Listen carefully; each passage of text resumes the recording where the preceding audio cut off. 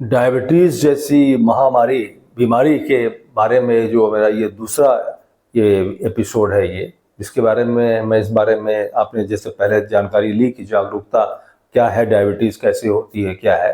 अब मैं आपको लक्षण के बारे में बताता हूँ कि बहुत से लोगों को तो पता ही नहीं चल पाता है कि उनको शुगर हो गई है। तो इसमें लक्षण हो जाता है कि एक तो आदमी को प्यास बहुत लगती है, बार बार प्यास भी लगेगी। दूसरा, उसको बार बार बाथरूम भी जाना, कि वो रात में खास तौर से कई बार उसको बाथरूम के लिए जाना। और तीसरी बात यह है कि उसको कमजोरी, इन जनरल जो है कमजोरी लगना, कि कोई भी उसमें जरा सा भी चले, कुछ काम करे तो कमजोरी लगना। एक और भी बहुत बड़ा लक्षण कुछ लोगों में होता है कि एकाएक वेट कम हो जाता है, वजन जो है, कि जब डायबिटीज बहुत बढ़ जाती है, शुगर, तो उसका वेट जो है एकाएक बहुत कम हो जाता है। तो ये सब लक्षण होते हैं जो कि विशेष रूप से होते हैं। और कभी कभी कुछ लोगों को आंख से दिखलाई पड़ना, धुंधला दिखलाई पड़ना शुरू हो जाता है। तो ये सब चीज़ें लक्षण हैं जो कि मेन है। लेकिन साथ साथ आदमी को लक्षणों के अलावा जो है खुद भी अपना साल भर में, 2 साल में एक बार जो है ब्लड टेस्ट जरूर करवा लेना चाहिए, जो कि रक्त का जो टेस्ट होता है उससे सारी चीज़ें हर आदमी को चाहिए कि वो अपना एक बार साल भर में एक बार करवा करके उसको आइडिया रहे कि कैसे जो है उसका क्या स्थिति है, ताकि उसको हैंडल ठीक से कर सके। तो लक्षण तो मेन ये है। अब मैं आपको ये बताना चाहूँगा कि किस प्रकार से इसको कंट्रोल किया जा सकता है, जो कि मेरा एक्सपीरियंस है। कंट्रोल करने के लिए इसको पहले तो जानकारी हो, इसके अलावा सबसे पहले डॉक्टर को भी कंसल्ट करना चाहिए, चाहे डॉक्टर वो अपना आयुर्वेद का हो, चाहे डॉक्टर एलोपैथिक का हो। एलोपैथिक के डॉक्टर्स में जो डॉक्टर होते हैं, जो कि हार्मोन्स के डॉक्टर होते हैं, एंडोक्रिनोलॉजिस्ट बोलते हैं उनको, वो होते हैं। या कोई फिजिशियन हो, फिजिशियन का एक्सपर्ट जो होता है, फिजिशियन रहने के बाद जो एक एक्सपर्ट हो जाता है डॉक्टर किसी फील्ड में, उसको बोलते हैं एंडोक्रिनोलॉजिस्ट। तो एंडोक्रिनोलॉजी के कोई डॉक्टर हो जो कि हार्मोन्स के बारे में वो डायबिटीज को सही आपको बताएंगे। या आयुर्वेद के कोई डॉक्टर हो, अच्छे नोन हो, बढ़िया हो, उनको भी आप अपनी ब्लड रिपोर्ट दिखलाएंगे तो वो भी आपको कुछ चीज़ें बताएंगे। तो इसके अलावा जो वो चीज़ें बताएं उसको फॉलो करना चाहिए। इसके अलावा जो मैंने अपने जीवन में जो चीज़ का अनुभव किया है वो ये किया है कि डायबिटीज़ को कंट्रोल किया जा सकता है। डायबिटीज़ एक बार लोग कहते हैं हो गई, अब वो नहीं जाएगी, लेकिन कंट्रोल करके उससे अपना जीवन हम और बेहतर ही बना सकते हैं। क्योंकि हमको आइडिया हो गया कि हमारे अंदर ये रक्त में प्रॉब्लम है, तो अब उसके लिए क्या सही तरीका हमने अपनाया।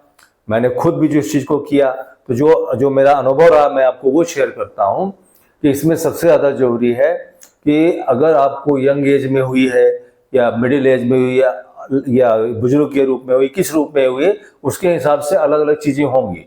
अगर आपको यंग एज के रूप में हुई है या मिडिल एज के रूप में हुई है, तो उसमें आपको क्या करना है, कोई घबराना नहीं है। सबसे बड़ी चीज़ है कि खान पान अच्छा करना है, जीवन शैली जिसको बोलते हैं, कि जीवन शैली हम अच्छी कर लेंगे। तो जीवन शैली अच्छी करने में सबसे पहला है खान पान। खान पान में नंबर 1 कि हमें जो है कार्बोहाइड्रेट्स से बनी हुई चीज़ें, कार्बोहाइड्रेट जिन चीज़ों में ज़्यादा होता है वो चीज़ें कम से कम खानी है या नहीं खानी, बहुत कम खानी है। कार्बोहाइड्रेट भी हमारे शरीर के लिए जरूरी होता है, तो उसको कम मात्रा वाली चीज़ें, जैसे गेहूं में कार्बोहाइड्रेट बहुत होता है, चावल में जो राइस वाइट होता है उसमें बहुत होता है। इसके अलावा दूसरे भी अन्न है, जैसे कि रागी है, रागी में कार्बोहाइड्रेट बहुत कम होता है। तो रागी का एक अन्न होता है जो कि जिसमें कि प्रोटीन होता है। तो उस रागी को अगर कोई सीधे खाए तो और अच्छा है, अगर उसमें गेहूं का आटा मिला करके भी थोड़ा सा आटा मिला के खाए, या इसी प्रकार से चने का जो आटा होता है रोटी के रूप में, चने का आटा होता है, अगर उसमें छिलके सहित चने को कूट करके ग्राइंड करके बनाया गया है आटा, तो उसमें भी आप चने की ही रोटी खा सकते हैं, या चने में थोड़ा सा आप जो है गेहूं का आटा मिला सकते हैं। तो इसी प्रकार से हमको क्या करना है कि अपना जो हम रोटी खाते हैं उसमें परिवर्तन लाना है, उसमें मिक्स्ड ग्रेन्स यानी कि मिले जुले ग्रेन्स को डालना है। खासतौर से उसमें ज़्यादा फायदा रागी का है, ज्वार का है, जौ का है, ये सब चीज़ें बहुत अच्छी हैं। चना का बहुत अच्छा है, और उसमें आप अपने टेस्ट के अनुसार भी रखना जरूरी है। टेस्ट भी कुछ आए उसमें, तो उसमें गेहूं की चीज़ें भी मिला सकते हैं, या कोई और भी चीज़ें उसमें उसको टेस्ट को बढ़ाने के लिए किसी प्रकार के मसाले ऐसी चीज़ें कोई मिला सकते हैं। तो ये एक तो ये हो गया। इसके अलावा जो है आप जो है दाल का इस्तेमाल करें। जो दालें होती हैं, साबुत दालें होती हैं छिलके वाली, वो दालें जो है ज़्यादा अच्छी रहेंगी डायबिटीज़ में खाना। तो अगर रोटी दाल खाते हैं तो ये है। अगर राइस खाते हैं तो राइस में आपको जो है, अगर कोई ब्राउन राइस यानी कि भूरा राइस या मोटा राइस एक आता है, उस राइस में जो है कार्बोहाइड्रेट्स कम होते हैं, जो कि उबाल करके उसका राइस का इस्तेमाल बनाया जाता है। तो चावल दाल इस प्रकार से भी आप खा सकते हैं। मूंग की छिलके वाली दाल, उड़द की छिलके वाली दाल, इस प्रकार से दालें जो है जो छिलके वाली होती हैं उनको आप खा सकते हैं उसके साथ। साथ ही साथ जो दूसरी चीज जरूरी है खान पान में, वो है कि हमको ज़्यादा ग्रीन वेजिटेबल्स, हरी सब्जियां अपने उसमें शामिल करना चाहिए, पत्तेदार हरी सब्जियां। और ऐसा नहीं बना देना चाहिए उनको कि पीस के उसको भून करके कि उसकी सारी वैल्यू खत्म हो जाए। उसको जो है जहां तक हो सके, जैसे कि कुछ चीजें हैं आपके, से खीरा है, खीरा को आप कच्चा काट करके, कच्चा ही उसको छील करके काट करके खाइए, उससे आपके अंदर फाइबर ज़्यादा जाएगा। तो वो हमारे शुगर वाले पेशेंट्स के लिए धीरे धीरे ही शुगर रिलीज होगी उसके कारण। तो जितने भी फाइबर वाले ये होते हैं, जिसमें रेशे वाले जो भी फल सब्जियां होती हैं, उनको खाएं। तो ये इसमें सब्जियों में से लौकी है, जैसे आपका जो है तोरी है, और ये करेला है, पालक है, पालक बहुत अच्छी सब्जी होती है, तो इन सब्जियों को खाएं। जिस जो प्रकार की गाजर है, उसको जो है काट करके धो करके ठीक से रॉ भी खाएं तो और अच्छा है उसको। लेकिन रॉ जो भी चीज़ खाएं, इसके बारे में आपको कहूँगा कि जो रॉ मतलब कि कच्चा ही बिल्कुल ही, उसको ऐसे खाएं कि ठीक से उसको छील लें, क्योंकि उसमें ज़मीन के अंदर ही बहुत से बैक्टीरिया वो सब होते हैं जो कि नुकसान कर सकते हैं। तो इसलिए उसको छील लें। और अगर उसको स्टीम कर सकते हैं, यानी कि भाप में उसको उबाल सकते हैं, तो थोड़ा सा उबाल लें, तो उससे जो है कोई भी गलत बैक्टीरिया हमको खाने में नहीं मिलेंगे। चाहे मूली हो, चाहे गाजर हो, चाहे कोई भी चीज़, जो भी इस प्रकार की चीज़ें हम लोग सलाद में खाएं, तो सलाद का इस्तेमाल ज़्यादा करें। पत्ते, जैसे पत्ते का सलाद होता है, चाहे पालक है या कोई बहुत से सलाद होते हैं, तो उनको भी थोड़ा सा स्टीम करके ही खाना अच्छा लगता है। वो हेल्थ के लिए, इन जनरल सभी के लिए, पेट के लिए। तो अपने जो हम तो बता रहे हैं इस समय जो है अपने जो शुगर के पेशेंट्स हैं या शुगर से बचने के लिए, तो ये इस्तेमाल कर सकते हैं सब्जियों में।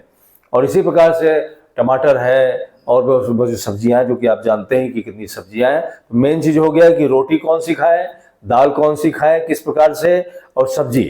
और थोड़ा बहुत जो है इस्तेमाल जरूर करें दही से बनी हुई चीज़ें। दही जो होती है उसको जो है वो अच्छे रहेगी आपके गट के लिए, पेट के लिए। तो दही का भी थोड़ा बहुत इस्तेमाल करें, चाहे उसको छाछ के रूप में करें, चाहे दही वैसे ही करें, या बहुत से लोग ग्रीक योगर्ट भी करते हैं। ग्रीक योगर्ट का मतलब हो गया कि दही को जो है जब इकट्ठा किया गया, उसको फिर छान लिया गया, उसका पानी निकल गया, तो उसका जो बचा हुआ वो दही ग्रीक योगर्ट बोलते हैं।